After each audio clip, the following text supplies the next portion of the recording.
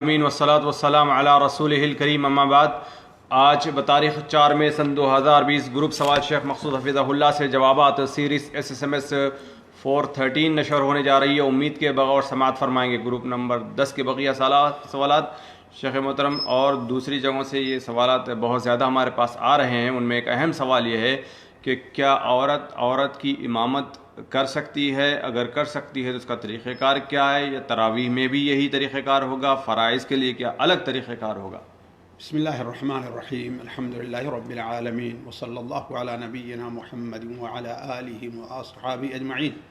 متعدد صحابیات اللہ کے رسول زمانے میں ورقہ عورتوں کی اپنے اہل خانہ کی امامت کرتی تھیں. حضرت عائشہ رضی اللہ تعالی عنہا، حضرت سلمہ، ان تمام کے بارے میں ہے کہ وہ عورتوں کی امامت کرتی تھی. البتہ اس میں صراحت ہے کہ ان کے درمیان میں کھڑی ہوتی تھی. تو ہر نماز کا یہی حکم ہے، چاہے وہ فرائض ہیں چاہے وہ نوافل ہیں، کہ عورت کی امامت کر سکتی ہے. البتہ یہ ہے کہ وہ آگے نہ کھڑے ہو کر کے درمیان میں کھڑی ہوگی. صف جو ہے اس کے دائیں بائیں سے لگائی جائے گی اور امامت کرے گی. اس کے پیچھے عورتیں نماز پڑھیں گی. یعنی بالکل تھوڑا سا بھی آگے ہونا نہیں، برابر سے بالکل اسی صف میں. جی جی چاہے فرائض ہو چاہے تراویح ہو، ہر ایک کوئی فرق نہیں ہے، چاہے فرائض میں یا نوافل میں. اگر بچی ہو تو اس میں امامت بچی ہے، اگر سمجھدار بچی ہے، 10 سال 11 سال 12 سال کی، نماز کے موٹے موٹے مسائل کو جانتی ہے، طہارت کو جانتی ہے، تو پڑھا سکتی ہے، کوئی بات نہیں. نوافل میں تو جمہور کا، امام شافعی، امام مالک، امام احمد، تمام لوگوں کا ہے کہ وہ نوافل میں کر سکتی ہے. صرف اختلاف جو زیادہ ہے وہ کیا ہے، وہ فرائض میں ہے. جی یعنی وہ بھی بیچ میں ہی ٹھہرے گی. جی وہ بھی بیچ میں ٹھہرے گی. جی اسی کے قریب کا اگلا سوال ہے. ساتھی پوچھتے ہیں کہ کیا ایک مرد بہت ساری عورتوں کی امامت کر سکتا ہے یا نہیں؟ صرف ایک مرد کر سکتا ہے، کوئی بات نہیں. اگر اس کے ساتھ آگے جو کھڑی ہیں محرم عورتیں ہیں تو بہت اچھا ہے، اور اگر نہیں تو بہتر ہے کہ ان کے درمیان ایک پردہ حائل ہو جائے. حضرت عمر رضی اللہ تعالی عنہ نے، حضرت علی رضی اللہ تعالی عنہ نے الگ الگ عورتوں کے لیے امام متعین کیے تھے، اس لیے کہ مسجد میں ایک ساتھ گنجائش نہیں نکل سکتی تھی. تو عورتوں کے لیے حضرت عمر نے بھی عبد الرحمن القاری کو شاید، یا ابن ابی حثمہ کو، اور حضرت علی رضی اللہ تعالیٰ شاید عرف جہاں ہیں یا کن کو، انہوں نے اس کا عورتوں کا امام متعین کیا تھا. جی یعنی پردہ ہونا ضروری ہے یا باپردہ اگر عورتیں ہوں تو کافی ہے؟ کوئی حرجہ نہیں ہے. تو ایسی صورت میں اگر کوئی عورت نوز پیس میں نماز پڑھتی ہے تو جائز ہوگا اس کا نماز؟ کوئی حرجہ، نوز پیس میں پڑھے جائز ہے اس کے لیے. کیا یعنی چہرہ کھولنا ضروری نہیں ہے؟ احرام میں تھوڑی ہے کہ نوز پیس جو ہے اس کے لیے حرام ہے. نماز پڑھ رہی ہے، بہتر ہے، لیکن جہاں اسی صورت میں ہے کہ اس کے پاس مرد ہے، اجنبی مرد ہے، وہ دیکھ لے گا تو وہ ظاہر بات ہے اسی حالت میں وہ نوز پیس لگا کے. امام اور عورتوں کے درمیان کتنا فاصلہ؟ کوئی حد؟ ایک صف کا جو ہے وہ فاصلہ ہونا چاہیے. 1.5 صف رکھ دیجیے. یہ نہیں ہے کہ یہاں سے وہ 1 میل کا فاصلہ رکھیے دونوں کے درمیان. آپ اس دو روم میں ہو سکتے نہیں ہو سکتے ایسے؟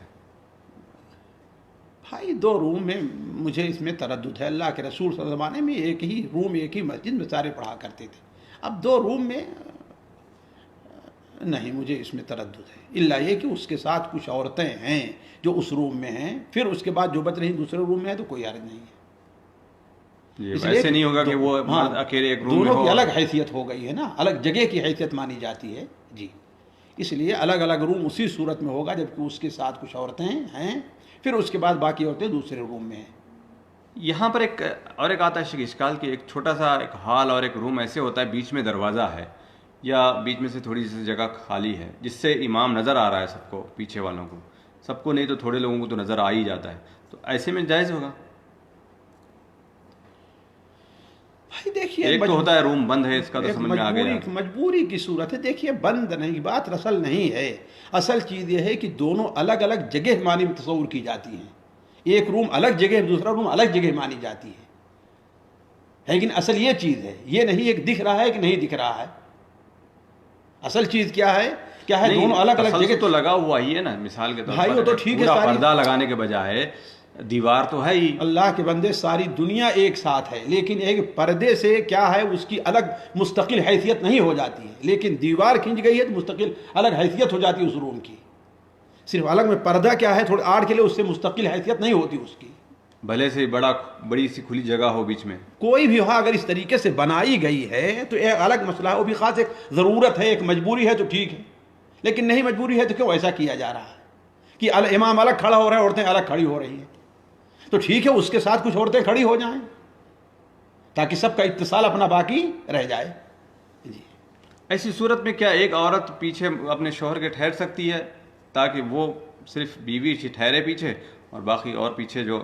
شیخ یہ مفروضے جو ہے اس کی کوئی ضرورت نہیں ہے، کوئی ضرورت نہیں ہے. اسی کمرے میں کیوں نہیں کھڑی ہوتی ہیں عورتیں؟ اسی کمرے میں کھڑی ہو جائیں. یہ اتنا مفروضہ کرنا کہ ہاں مرد ہے اس کی بیوی دوسرے کمرے میں جا کے کھڑی ہو، کیوں ایسا مفروضے کی ضرورت ہے کہ نہیں؟ اسی میں کھڑے ہوں عورتیں پیچھے کھڑی ہیں پردہ کر کے، جیسے اللہ کے زمانے میں کھڑی ہوتی تھی. کیا وہ صحابیہ زیادہ جو ہے معزز اور جو ہے وہ باپردہ بننا چاہتی ہیں؟ جی جی اگلا سوال ہے، جیسے یہ بھی سوال بہت ہی زیادہ لوگ کر رہے ہیں آج کل کہ فطرانہ، جیسے اس سے پہلے ہم نے کئی مرتبہ شیخ محترم آپ نے جواب دیا کہ پیسے کی شکل میں نہیں دیا جا سکتا بلکہ اناج کی شکل میں دینا چاہیے، لیکن آج کے حالات میں آپ کا کیا جواب رہے گا کہ آج کے حالات میں لوگوں تک پہنچنا، خریدنا، یہ سب کچھ ذرا پریشانی والی بات ہے؟ دیکھیے میں دیکھ رہا ہوں کہ جتنی لوگ پریشانی بنا لے اتنی پریشانی ہے نہیں، جتنی بنا لے رہے ہیں فرض کر رہے ہیں اتنی ہے نہیں.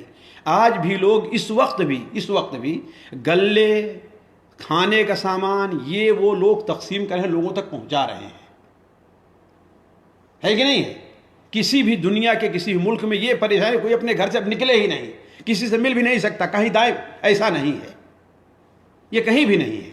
نہیں شیخ، یہ تو عام جیسے سوسائٹی ہے وغیرہ ان کے پاس لائسنس ہے یا کچھ بھی بہت ساری چیزیں ہو سکتی ہیں، لیکن ٹائم ہوتا ہے. بغیر نہیں یہ بات بھی غلط ہے. بغیر لائسنس کے ہمارے ہندوستان وغیرہ میں خود ابھی بھی بھیج رہا ہوں، افطاری چیزیں لوگ پہنچا رہے ہیں اور تقسیم کر رہے ہیں. ٹھیک ہے یہ تو بھی جائز ہو سکتا ہے، لیکن کیونکہ ٹائم ملتا ہے. لیکن یہاں پر مشکل آئے گی کہ افطاری کا جو ارے بھائی 1 دن 2 دن پہلے فطرانہ دے دیا جائے وہ تو جائز ہے نا.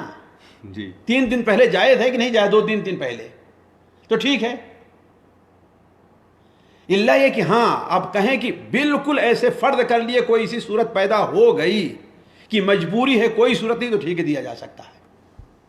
لیکن اس کے لیے اپنی طرف سے دیکھیے ایک مجبوری ہوتی ہے، ایک مجبوری بنا لی جاتی ہے. آج ہمارے ہاں زیادہ تر لوگ مجبوریاں بنا لیتے ہیں، مجبوری ہوتی نہیں ہے.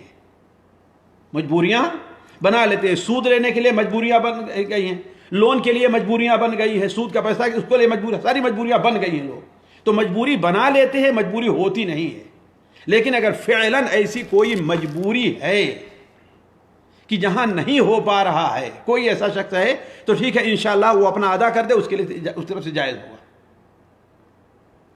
اب ہو گیا نا آپ کا سوال جواب؟ چلیے جی اگلا سوال ہے، ساتھی پوچھتے ہیں کہ مجھے افسوس ہے کہ میں مشتدنی کی علت میں دوبارہ ملوث ہو گیا ہوں، حالانکہ کافی دیر سے بچا ہوا تھا. بہرحال روزے کی حالت میں انہوں نے یہ کام کیا اور انزال کو روکا، لیکن پیشاب کے وقت منی کے خطرے نکلے جیسے محسوس ہوا، تو اب ان کے اوپر کیا حکم ہوگا؟ بھائی دیکھیے اصل چیز یہ ہے کہ مادے کا اپنی جگہ سے ہٹ جانا ہے، خارج ہو جانا ہے، یعنی جوش سے نکلے اور انسان جو ہے ٹھنڈا پڑ جائے. اب اس کو زبردستی روکے رکھے، یہ رکھے، اس کا حکم نہیں ہوگا، ہے کہ نہیں؟ اس کا حکم نہیں ہوگا. ان کے روزے کا فساد لازم آئے گا. جمہور کبیر علماء کا یہی قول ہے. صرف امام ابن حزم رحمہ اللہ نے اس سے اختلاف کیا ہے، امام ابن حزم نے اختلاف کیا اور متاخرین میں بعض لوگوں نے اختلاف کیا ہے. لیکن اصل یہ ہے کہ اللہ کے رسول صلی اللہ علیہ وسلم نے روزے کے جو بنیادی چیزیں بتائی ہیں جس میں رکنے سے، اس میں سے کھانا پینا اور شہوت ہے.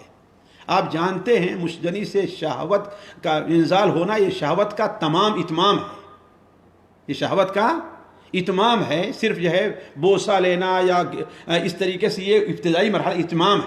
لہذا اصل یہ ہے کہ اس سے بھی روزہ ٹوٹ جاتا ہے. ہمارے بھائی کو اللہ تعالیٰ کا خوف کرنا چاہیے، خصوصاً اللہ تعالیٰ سے دعا کرنی چاہیے، ہے کہ نہیں؟ بہت مجبوری ہے ان کے لیے، تو رات اللہ تعالیٰ نے بنائی ہوئی ہے کہ نہیں ہے؟ ایک مجبوری، یعنی وہ جائز کی صورت نہیں کہتا.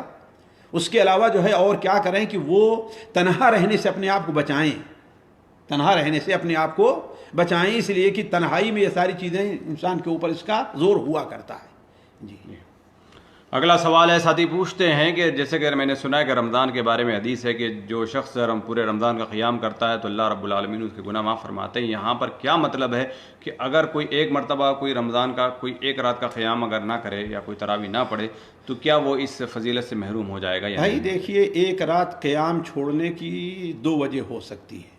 ایک وجہ یہ ہے کہ اس کے سامنے کوئی عذر تھا، اس کے سامنے کوئی عذر تھا، تو انشاءاللہ اللہ تبارک و تعالیٰ اس کا عذر قبول کرنے والا ہے، اس کو پورا اجر ملے گا۔ دوسری وجہ ہوتی ہے کہ برابر تو کرتا رہا لیکن کسی دن معمولی سے سستی ہوئی طبیعت کی وجہ سے، تو ایسی صورت میں بھی امید کی جاتی ہے کہ اللہ تبارک و تعالیٰ اسے اجر دے گا، اس لیے کہ تقریباً وہ کر رہا ہے۔ لیکن ایک آدمی بڑی لاپرواہی کرتا ہے، چلو کوئی ضروری ہے کہ پوری پڑھیں، دو ایک چھوڑ دیے تو کیا ہوا، تو ظاہر بات ایسا شخص اس اجر کا مستحق نہیں ہے۔ جی اگلا سوال ہے، ساتھی پوچھتے ہیں کہ روزے کی حالت میں اس نیت سے کلی کرنا کہ تھوک میں تھوڑی سی ٹھنڈک آ جائے گی تو کیا یہ کلی کرنا جائز ہوگا یا نہیں ہوگا؟ کوئی حرجہ نہیں ہے، بہت حد تک ناپسندیدہ ہوگا، جسے مکروہ تنزیہی کہتے ہیں، ہے کہ نہیں ہے، لیکن یہ ہے کہ انسان کا منہ بہت خشک ہو گیا ہے اور بہت پریشان ہے، اور اس خشکی کو پریشانی کو دور کرنے کے لیے اگر جو ہے وہ کلی کر لے رہا ہے تو کوئی حرج نہیں ہے انشاءاللہ۔ یعنی اس میں انہوں نے لکھا بھی ہے کہ کلی کرنے کے بعد 3-4 مرتبہ تھوکنے کے بعد میں لعاب کو نگلنا کیسا ہے؟ کوئی حرجہ نہیں ہے، کوئی حرجہ نہیں۔ لعاب جو ہے کا نگلنا وہ مفطر صوم نہیں ہے۔ جی اگلا سوال شیخ، سنت محجورہ کے نام سے 2-3 پوسٹیں اور چل رہی ہیں، ان میں سے یہ بھی ہے کہ جیسے کہ اس میں کہا گیا کہ عشاء کے بعد 4 رکعت والی جو پوسٹ ہے، اس کا کیا حکم ہے کہ نبی کریم صلی اللہ علیہ وسلم؟ یہ جواب پچھلی مجلس میں نہیں آیا ہے۔ دیکھیے اس سلسلے میں کوئی حدیث تو نہیں ہے، بہت جو کچھ ہے وہ یہ ہے کہ بعض صحابہ کا عمل، جیسے قول ہے حضرت عائشہ، حضرت عبداللہ ابن عمر، یا بعض روایت میں حضرت علی کے بارے میں آتا ہے، اور بعض صحابہ سے حضرت علامہ البانی رحمہ اللہ حضرت عمرو بن عاص، حضرت عائشہ، ان دونوں کے اثر کو صحیح کہتے ہیں۔ اب میرا دل اس کے اوپر مطمئن نہیں ہے کہ یہ مرفوع کے حکم میں ہے، یہ مرفوع کے حکم میں ہے، لیکن اب جس کا دل مطمئن ہے وہ اس کے اوپر عمل کر لے، واللہ اعلم۔ اس لیے کہ اولاً دیکھیں کہ اولاً تو سلف پر اس کا عمل، اس پر سلف کا عمل نہیں پایا جاتا۔ اولاً میرے نزدیک یہ بہت اہم ہے، کسی سنت کے اوپر سلف کے 2-4 چہی کا کیوں نہ عمل رہا ہو، لیکن مطلقاً جو ہے وہ مہجور ہو جائے، ایک چیز۔ دوسری چیز جو ہے وہ ان لوگوں کے بارے میں تو کہی جا سکتی ہے جو لوگ معذور ہیں، جو لوگ معذور ہیں، مشکل کام کی وجہ سے، پریشانی کی وجہ سے، جو تہجد کی نماز کے لیے اٹھ نہیں پاتے ہیں، ہے کہ نہیں، لیکن وہ اپنے دل کے لحاظ سے مکمل ان کی یہ نیت ہے کہ ہاں بھائی میں تہجد کی نماز پڑھوں، اسی لیے کبھی ان کو موقع مل جاتا ہے تو فوراً اس کے لیے وہ عمل کرنے کے لیے تیار ہو جاتے ہیں۔ اب اگر ایسے لوگ جو ہے عشاء کی نماز یعنی سنتوں وغیرہ سے فارغ ہونے کے بعد اگر ایسا پڑھ لیں تو امید کی جاتی ہے کہ اللہ تعالیٰ انہیں اجر سے نوازے گا، واللہ اعلم۔ جی اسی کے قریب کا اگلا سوال ہے، ساتھی نے ایک پوسٹ بھیجی ہے جس کے اندر نبی کریم صلی اللہ علیہ وسلم کی کھجور کھانے کے بعد ان کی گٹلیاں جو نکالنے کا جو طریقہ ہے وہ بتایا گیا ہے کہ نبی کریم صلی اللہ علیہ وسلم انہی انگلیوں کے پچھلے حصے سے نکالتے تھے تاکہ کوئی لعاب جو ہے دوسرے کھجور یا دوسرے لوگوں کو نہ لگے۔ اس کا کیا یعنی پورے مسئلے کا خلاصہ کیا ہے شیخ؟ لوگ اس کو سنت سمجھ کے یا بہت سارے طریقے سے اس کو پوسٹ کر رہے ہیں۔ بھائی دیکھیے ہمارے یہاں بسا اوقات ایسا ہوتا ہے کہ کوئی چیز ایک عجیب سی لوگوں کو مل جائے تو اسے بہت زیادہ لے کر کے، یہاں پر 2 باتیں ہیں۔ پہلی بات تو یہ ہے کہ ہم اسے سنت نہیں کہیں گے، ہم اسے سنت کیوں؟ اس لیے کہ جو کام اللہ کے رسول صلی اللہ علیہ وسلم کے عادات کے ہیں، اگر اللہ کے رسول صلی اللہ علیہ وسلم اس کی اہمیت، اس کی فضیلت نہیں بیان کرتے، اس کا کوئی تاکیدی حکم نہیں دیتے، کوئی اجر نہیں بیان کرتے تو وہ سنت نہیں ہوگی، اس لیے کہ یہ عادات میں سے ہے کہ نہیں ہے۔ دوسری بات یہ ہے کہ ہم جو علماء نے اس سے جو سمجھا ہے وہ یہ ہے، علماء نے سمجھا ہے کہ اللہ کے رسول صلی اللہ علیہ وسلم ایک ہاتھ سے چونکہ برتن ایک ہی تک کھاتے تھے، اب اگر گٹھلی نکال کر کے اسی میں رکھ دیتے ہیں تو ظاہر بات ہے کہ ہر انسان کے لیے کیا ہے، باعث کراہت جبکہ آپ کے بارے میں یہ نہ ہو لیکن دوسرے لوگوں کے بارے میں کیا ہے باعث کراہت ہو سکتی ہے.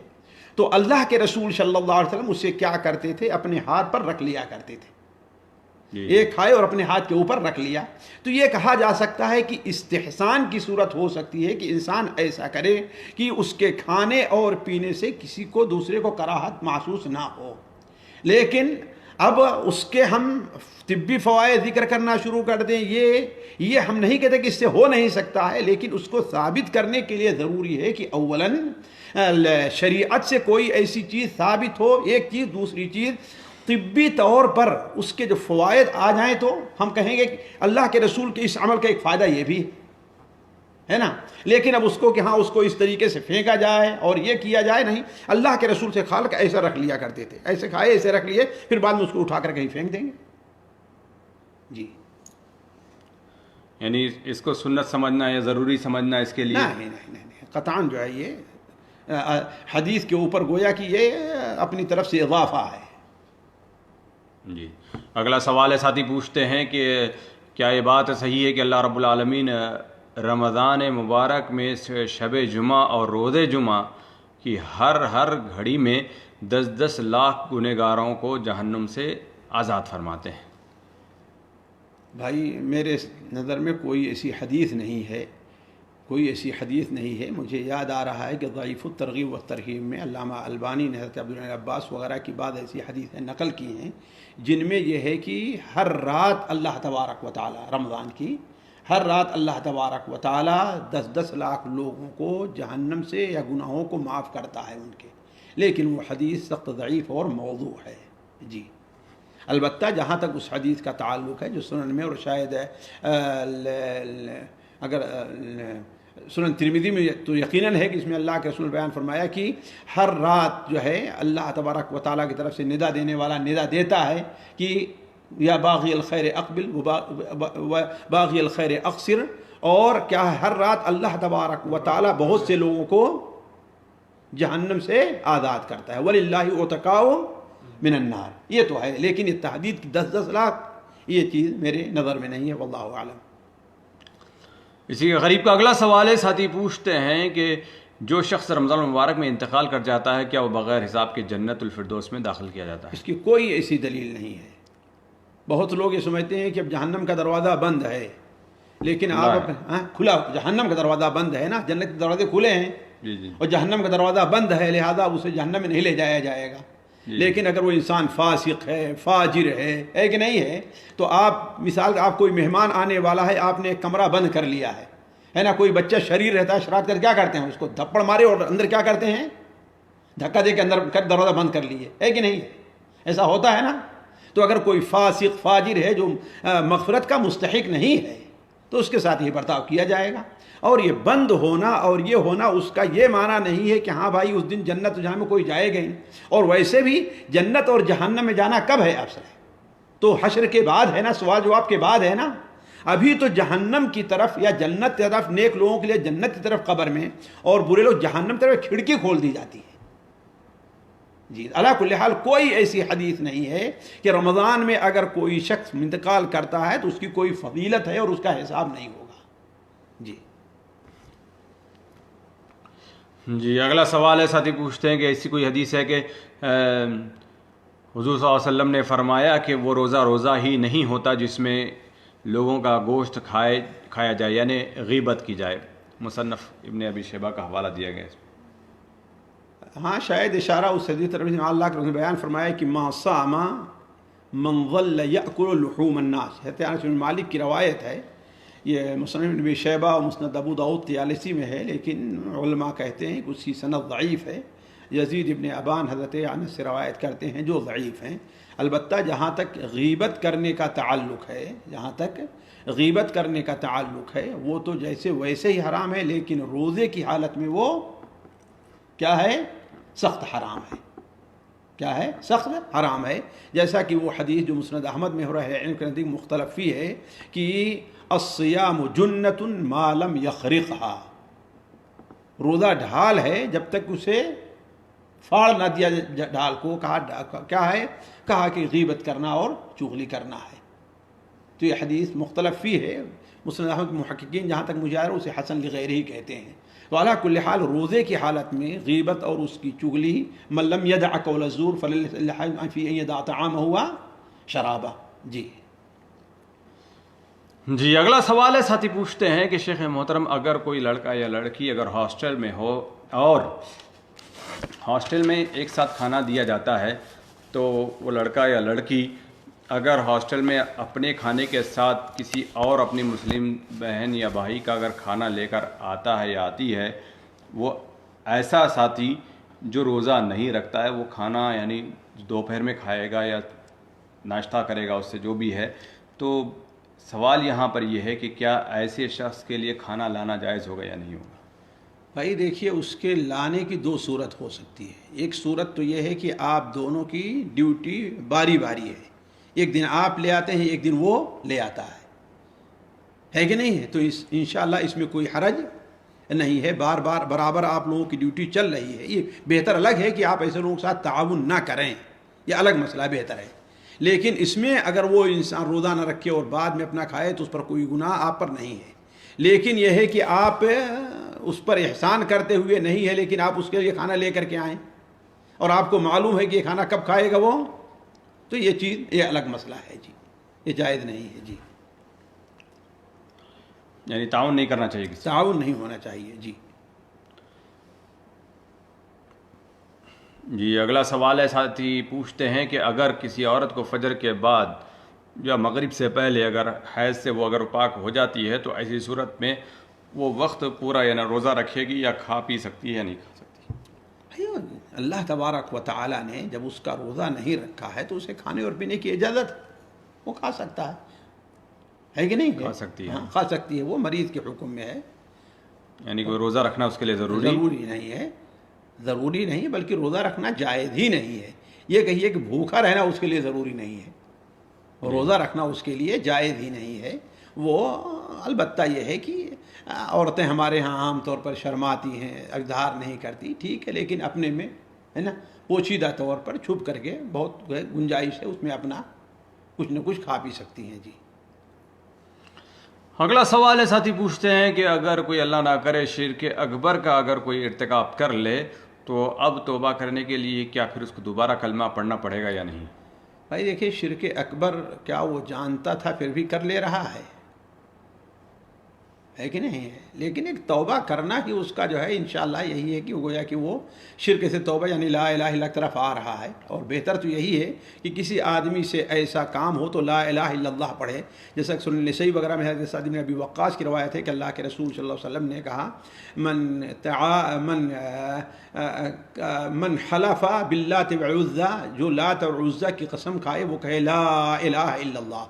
وہ کیا کہے؟ لا الہ الا اللہ. جی جبکہ وہ شرک اصغر ہے، وہ شرک اصغر ہے. تو ایسی حالت میں زیادہ بہتر یہی ہے کہ انسان لا الہ الا اللہ، الا یہ کہ اس کا شرک ایسا رہا ہو کہ وہ لا الہ الا اللہ کی انکار کی حیثیت سے ہے، تب تو ضروری ہے کہ اس کا اقرار کرنا ہوگا، ضروری ہے کہ اس کا انکار. لیکن ایسا ہے کہ لا الہ کے تقاضے کو توڑ رہا ہے، لا الہ کا انکار نہیں لیکن لا الہ کے تقاضے کو، جیسے لا الہ الا اللہ تقاضا ہے کہ وہ کسی کو سجدہ بطور عبادت کے اس کو نہ کرے، لیکن اب کسی کو کر لیتا ہے نا. تو ایسے ہم نہیں کہیں اس کے اوپر کیا اس سے واجب توبہ واجب ہوگی کہ اب میں یہ شرک ہے میں ایسا نہیں کروں گا، اب اس کے اوپر پڑھنا واجب نہیں ہوگا. لیکن اگر یہ ہو کہ لا الہ الا اللہ اسی سلسلے میں ہو، لا الہ الا اللہ کے سلسلے میں اگر شرک ہے کہ ہاں انکار کر رہا یہ ہے، تب تو اس کے اوپر ضروری ہے کہ اس کا اقرار کرے. جی اگلا سوال ہے، ساتھی نے جیسے ایک پوسٹ بھیجی ہے جس میں لکھا گیا کہ امام احمد بن حنبل رحمۃ اللہ علیہ اپنے یعنی طالب علم سے یعنی رات بھر قرآن پڑھنے کا جو واقعہ ہے یہ کہاں تک ہے؟ اس کی کوئی کتاب میں موجود ہے یا نہیں؟ بھائی دیکھیے یہاں پر دو بات ہے. ایک بات تو یہ ہے کہ یہ قصہ پہلے چھوڑ دیجئے کہ یہ صحیح ہے یا غلط ہے. اصل چیز یہ ہے کہ کیا ایک رات میں قرآن پڑھنا یہ جائز ہے کہ نہیں، اور وہ حدیث جس میں منع کیا گیا ہے کہ کیا ہے ما فہم یا ما اعوذ باللہ من قرأ القرآن اقل من ثلاث، جس نے 3 دن سے کم میں قرآن کو پڑھا اس نے قرآن کو سمجھا نہیں. کیا اس حدیث کا یہی مفہوم ہے کہ ایک رات؟ وہ کیا ہے بطور سمجھنے کے ہے، البتہ بطور تلاوت کے اگر کوئی آدمی کرنا چاہتا ہے اور اس کی یہ عادت نہیں بنی ہے، بعد افضل جگہ پر پہنچ گیا ہے، بعد افضل رات اس کو مل گئی ہے، تو اگر کوئی شخص ایک رات میں پورا قرآن پڑھتا ہے یا دن میں قرآن پڑھتا ہے اور عادت اس کی نہیں ہے تو یہ بہت سے علماء کے نزدیک جائز ہے۔ امام اسحاق بن راہویہ، امام بن حنبل رحمہ اللہ اس کی جواز کے قائل ہیں، اور حضرت عثمان غنی رضی اللہ تعالی عنہ سے تو یہ ثابت ہے، حضرت عثمان غنی سے یہ ثابت ہے۔ تو یہ الگ مسئلہ ہے، اہل علم میں مختلف فی ہے، لیکن میرا جس پر مطمئن ہے کہ ہاں بھائی یہ جائز ہو سکتا ہے۔ دوسرا مسئلہ یہ ہے کہ حضرت حنبل رحمہ اللہ سے اس واقعے کا آنا، یہ واقعہ میزان الاعتدال کے جس صفحہ کے اندر ہے اس میں نہیں مل سکا مجھ کو۔ دوسرے لوگوں سے بھی ہم نے پوچھا تو انہوں نے کہا کہ ہم نے 3-4 نسخے میزان الاعتدال کے دیکھے ہیں، اور شاملہ جو یہ کتابوں کی ایک فہرست ہے کمپیوٹر کے ذریعے، اس میں بھی حاصل کرنے کی کوشش کی، اس کو تلاشنے کی کوشش کی، لیکن وہ مل نہیں سکا یہ قصہ۔ تو اللہ عالم یہ کہاں سے لیا ہے، اس کی فوٹو بھیجیں۔ اور میزان الاعتدال کیا ہے؟ میزان الاعتدال وہ ضعفاء الرجال کی کتاب ہے، یعنی ان لوگوں کا ذکر ہے جو ضعیف ہیں، بعض ان میں ایسے ہیں جو ثقہ کو پہنچتے ہیں۔ تو یہ کس شخص کے ترجمے میں ذکر کیا گیا اس کو بیان کیا جائے، اس طریقے سے اس قصے تک پہنچنا آسان ہوگا اور دیکھا جا سکے کہ ہاں اس کی سند صحیح ہے کہ نہیں ہے۔ واللہ اعلم۔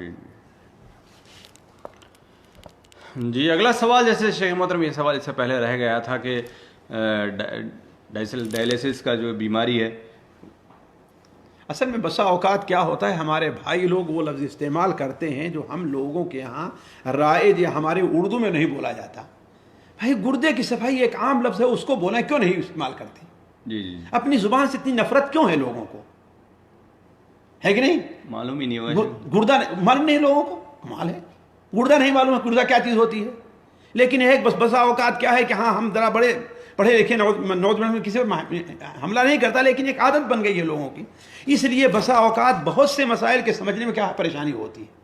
اس کو عربی میں غسیل الکلا کہتے ہیں، جی ہے نا، اور ہمارے یہاں گردے کی اگر یہ صفائی کا طریق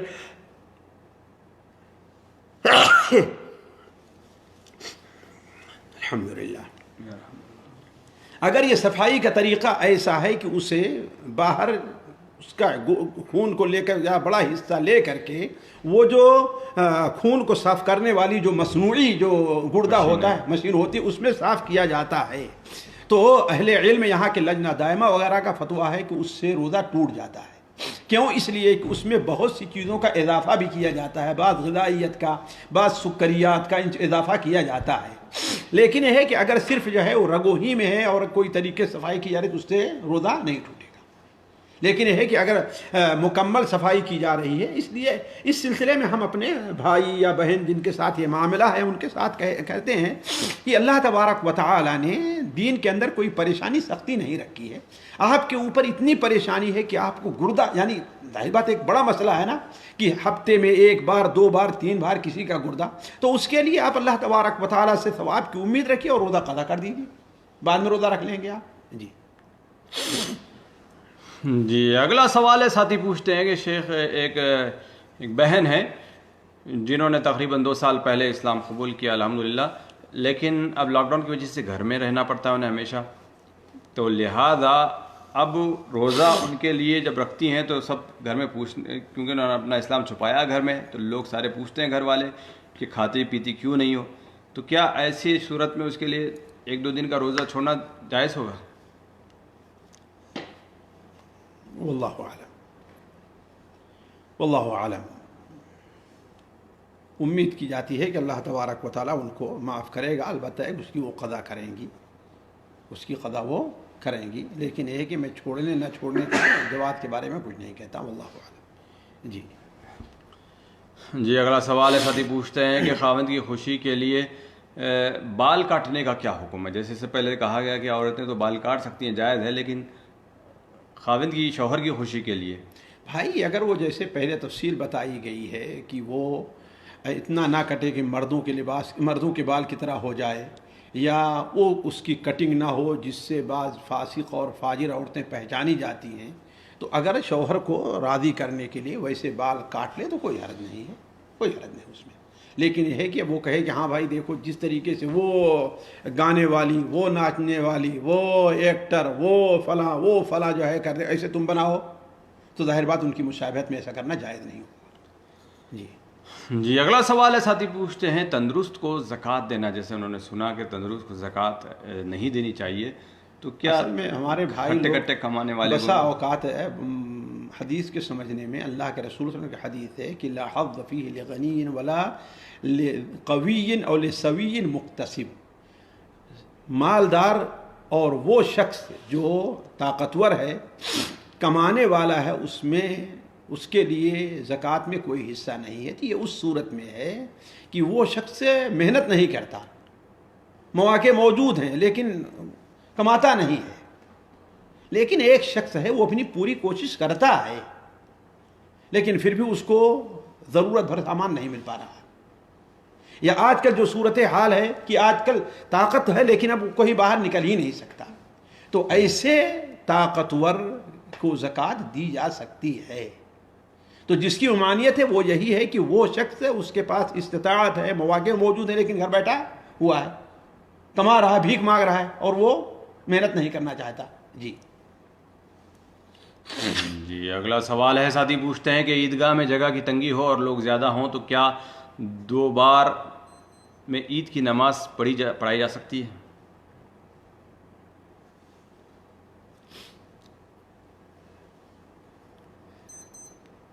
2 بار میں یعنی ایک ہی امام پڑھائے گا کہ الگ الگ امام؟ اب تو کئی جگہ ایک ہی امام ہوتے ہیں، کسی جگہ ایکسٹرا ہو ہی جاتے ہیں. ایک ہی امام کے لیے جائز نہیں ہوگا، اس لیے کہ عید کی نماز نہ اس کو واجب مگر مانا جائے بعض اہل علم کے نزدیک، اور اصل یہ ہے کہ سنت مؤکدہ ہے کہ اس کو دوبارہ پڑھنا ہے کہ نہیں ہے، اور نہ وہ فرض کے طریقے سے کہ ایک بار فرض کی نیت سے، دوسری بار نفل کی نیت سے. لیکن یہ ہے کہ اگر کچھ لوگوں کی چھوٹ گئی ہے اور دوسرا کوئی آدمی آتا ہے اور انہیں اس طریقے سے پڑھاتا ہے تو کیا ہے، یہ جائز ہے. لیکن جمہور اہل علم جیسے حنبل ہیں، مالک ہیں، شافعی ہیں، یہ سارے لوگ کہتے ہیں کہ دوبارہ خطبہ نہیں دے گا، ایک ہی خطبے پر اکتفا کرے گا. اور مجھے جہاں تک یاد ہے شیخ ابن باز کا بھی فتویٰ یہی ہے. جی اسی کے قریب کا سوال ساتھی پوچھتے ہیں کہ لاک ڈاؤن کی وجہ سے اگر ہم عیدگاہ نہ جا سکے تو کیا ہم محلے کے 2-4 گھر والے مل کر عید کی نماز ایک گھر میں پڑھ سکتے ہیں یا نہیں؟ پڑھ سکتے ہیں. تو اس میں حکومت کی خلاف ورزی نہیں ہوگی؟ اب یہی میرے کہنے کا مطلب ہے کہ اس میں انسان کا یہ ہو کہ اولاً دیکھیے خلاف ورزی کی 2 صورت ہے. ایک خلاف ورزی کہ بغاوت کی صورت اختیار کر جائے، ہے کہ نہیں ہے، تو یہ تو جائز نہیں ہے، خاص طور پر جہاں پر اسلامی حکومتیں ہیں، یہ جائز بغاوت کی صورت. دوسری صورت یہ ہے کہ اس کی وجہ سے ہمیں ذلیل کیا جا رہا ہے، تو یہ دونوں صورتوں میں جائز نہیں ہوگا. ہمارے یہاں یہ لوگ بہت بڑی غلطی کرتے ہیں کہ جانتے ہیں کہ پولیس کا ڈنڈا پڑے گا، پولیس ہمیں ذلیل کرے گی، شرم آنی چاہیے کہ بوڑھے ہیں، داڑھی سفید ہیں، ہے نا، اور وہ جو ہے ان کے اوپر ڈنڈے پڑ رہے ہیں، اور پھر بھی بدید ہے کہ مسجد میں نماز پڑھیں گے، ہے کہ نہیں ہے. تو لیس للمؤمن ان یذل نفسہ، مومن کے لیے نہیں کہ اپنا، ہے کہ نہیں، اپنے آپ کو ذلیل کرے. تو کہنے کا مطلب یہ ہے کہ اگر ایسا ہے تو پڑھی جا سکتی ہے، کوئی حرج نہیں. جی اگلا سوال ہے، ساتھی پوچھتے ہیں کہ عید کی نماز کا طریقہ کیا ہے اور تکبیرات میں اختلاف کی وجہ کیا ہے؟ عید کی نماز کا طریقہ یہ ہے کہ جیسے کہ حضرت عائشہ رضی اللہ تعالیٰ عنہ، حضرت عمرو بن عاص رضی اللہ تعالیٰ عنہ، حضرت کثیر ابن عبداللہ نبی وغیرہ کی جو روایت ہے وہ، اور حضرت عبداللہ ابن عباس وغیرہ کی جو روایت ہے، یہ حدیثیں سنن ترمذی، سنن ابو داؤد وغیرہ میں ہیں کہ انسان جو ہے وہ پہلی رکعت میں تکبیر تحریمہ کے ساتھ تکبیر تحریمہ کے ساتھ 7 تکبیریں کہے گا، ہے نا، اور دوسری رکعت میں اٹھنے کے جو بعد ہے وہ کیا ہے، 5 تکبیریں رہیں گی، ہے کہ نہیں. یہ ہے. پھر اس کے بعد قرات کیا ہے، دونوں کے بعد کی جائے گی. کیا ہے قرات؟ دونوں رکعت میں قرات تکبیر کے بعد کہی جائے گی. یہ طریقہ اللہ کے رسول صلی اللہ علیہ وسلم سے ثابت ہے. البتہ وہ طریقہ حضرت ابو موسیٰ اشعری، حضرت عبداللہ ابن مسعود وغیرہ سے مروی ہے، اور اس کے بعد طرق کو علامہ البانی نے صحیح کہا ہے کہ ہاں بھائی وہ پہلی رکعت میں قرات کے بعد اور دوسری رکعت میں قرات سے پہلی رکعت میں قرات سے پہلے اور دوسری رکعت میں قرات کے بعد، رکوع سے پہلے، رکوع سے پہلے، قرات کے بعد اور رکوع سے پہلے، وہ اللہ کے رسول صلی اللہ علیہ وسلم سے ثابت نہیں ہے۔ لیکن بعض صحابہ کا اس کے اوپر عمل ہے، تو اگر کسی نے عمل کیا تو ہم یہ نہیں کہیں کہ ہاں بھائی وہ کہنے، ہم صرف اس کے جواز کا فتویٰ دے سکتے ہیں، ہے کہ نہیں ہے، جیسا کہ علامہ البانی رحمہ اللہ وغیرہ کی رائے ہے، لیکن اسے سنت نہیں کہہ سکتے، اسے سنت نہیں کہیں گے۔